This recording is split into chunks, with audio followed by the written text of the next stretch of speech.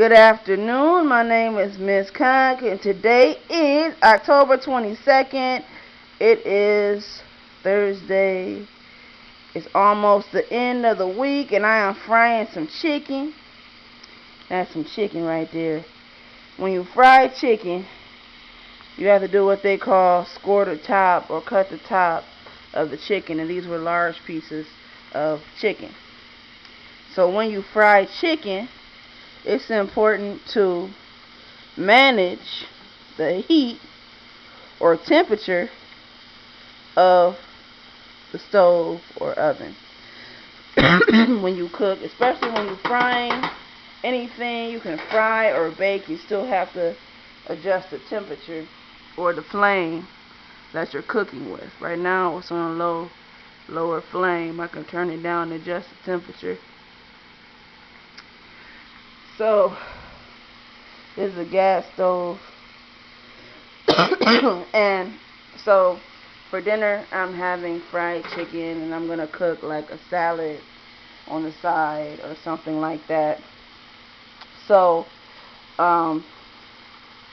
this is how I do my fried chicken. I already seasoned the chicken in the flour, and I turn it over a few times. So this is ready for it to be turned over. I turn that one over, and see, this is all chicken. See, it got blood in it. That means it ain't done. You can see the blood coming out like that. That means it's not done. And I have turned this over quite a few times. I turn it over a few times. You have to be gentle when you turn over food in a skillet like this. You have to be gentle because you don't want the oil to splash all over the place. This is oil. It's olive oil and vegetable oil combined. See, this is my olive oil here. That's my vegetable oil over there. So this is my stove. Keep everything sanitary. Hands washed with soap and water. And that's before you even start cooking. Before you start messing with the chicken, before you put your hands into the flour with the seasonings, you have to wash your hands first with soap and water.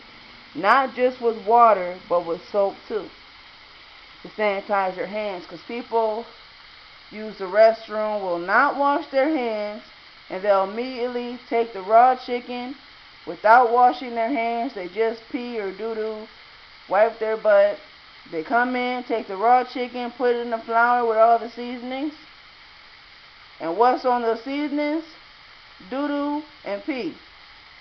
So now this is why you have to be sanitary whenever you cook. Because people that's not really, when you work inside a kitchen, a church kitchen, a restaurant, anything, you have to follow code of conduct. So if you don't wash your hands, you're not washing something else either. If you're not washing your hands, are you washing your body? Because if you're not washing your hands, something's not quite right with the food. So, this is how people get contaminants in their food. So, one thing, scoring the top of the chicken, you take the chicken, you get a knife like this, and you cut it like this. This is called scoring the top of the chicken. You have to use a sharp object, usually a knife, and this gets the chicken to cook better, and that means it'll cook all the way through. Once you get the chicken cut like this, you gotta cut it all the way through until it has to go past the bone. So you have to make sure you cut it past the bone. This is called scoring the top. So even with this, you still gotta score the top, make sure it cooks all the way through. There's an old trick from Japan. It goes back to Europe, South America. Even in South America, if you don't score your chicken, how you know it done? You cooking it, you the cook. and say, why that blood running through it? Because you ain't scored the chicken. So if you ain't scored the chicken, that's why this settles the score, because you ain't scored your chicken. That's why your chicken bleeding in the middle and mine ain't. You know, you got to make sure it's done. Make sure your pan is heated enough. Make sure the oil in the pan has enough heat. So when you drop your chicken in the pan, you just place it in the pan. You don't just drop it in there, first of all. It's not a basketball. If you want to put your chicken in the pan, you put it in the pan. But you don't throw it in the pan. This is hot oil. The oil can burn your skin. You have to be careful when you cook, and when children are cooking, it needs to be supervised. So, when you supervise someone, that means you give them instructions and you show them how to do it. That's how you know when it's supervision. Adult supervision with children. So, all the chicken is turned over. That's why it's this golden brown color. It's not burnt. It's just golden brown. Just right. So, you have to turn over the chicken quite a few times. It's not done yet.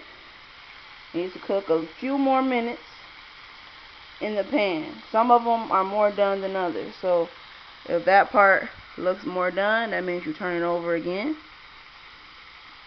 You turn it over until it's done all the way through. When it's done all the way through, the juices will run clear. And how you test it, you take a piece and you bite into it to see if that piece is done or not. And that's how you know if you're done. And if you cook it properly, you'll know if the piece is done in the middle yourself. The cook is always supposed to taste the food. Whoever cooks the food tastes the food. But if you've been cooking for years and you know when it's done or not, you know when it's done because you tasted it. You had someone else put their finger through it or something. You know, you have to take a fork, at least take a fork to it and see if it's done. Because how you know if it's done? You don't unless you taste it yourself.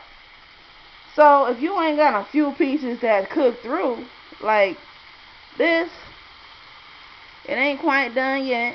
See this? It's almost done, not quite done. It got to cook just a little bit longer. It's almost done, but not yet. I got to turn this over again. So you got to turn them all over. Once you cook them on both sides, you got to cook them again on the other side. Because that's how you get out all the blood.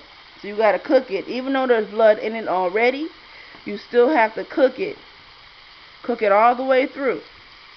When you think it's done on one side, that means you got to cook that side again. Because you think it's done don't mean it's done. So that's how I cook my chicken, guys. Alright.